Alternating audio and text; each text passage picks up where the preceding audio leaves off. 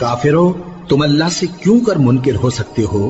جس حال میں کہ تم بے جان تھے تو اس نے تم کو جان بخشی، پھر وہی تم کو مارتا ہے، پھر وہی تم کو زندہ کرے گا، پھر تم اسی کی طرف لوٹائے جاؤ گے۔ وہی تو ہے جس نے سب چیزیں جو زمین میں ہیں تمہارے لیے پیدا کی، پھر آسمانوں کی طرف متوجہ ہوا تو ان کو ٹھیک ٹھیک 7 آسمان بنا دیا، اور وہ ہر چیز سے خبردار ہے۔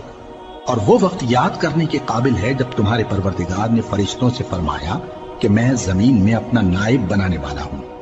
انہوں نے کہا، کیا تو اس میں ایسے شخص کو نائب بنانا چاہتا ہے جو خرابیاں کرے اور کچھ تو خون کرتا پھرے؟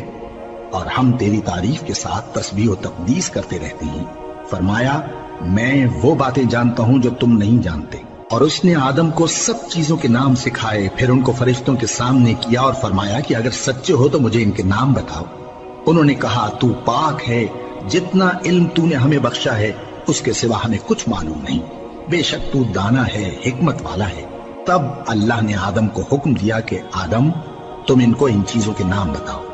سو جب انہوں نے ان کو ان کے نام بتائے تو فرشتوں سے فرمایا، کیا میں نے تم سے نہیں کہا تھا کہ میں آسمانوں اور زمین کی سب پوشیدہ باتیں جانتا ہوں، اور جو تم ظاہر کرتے ہو اور جو پوشیدہ کرتے ہو سب مجھ کو معلوم ہے۔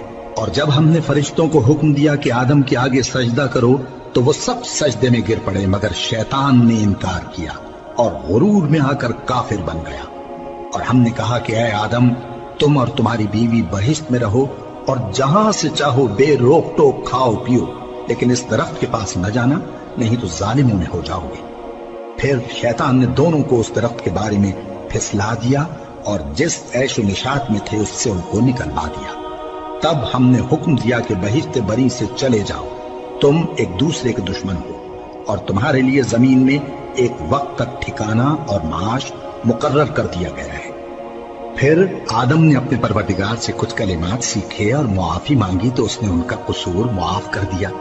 بے شک وہ معاف کرنے والا ہے، بڑا مہربان۔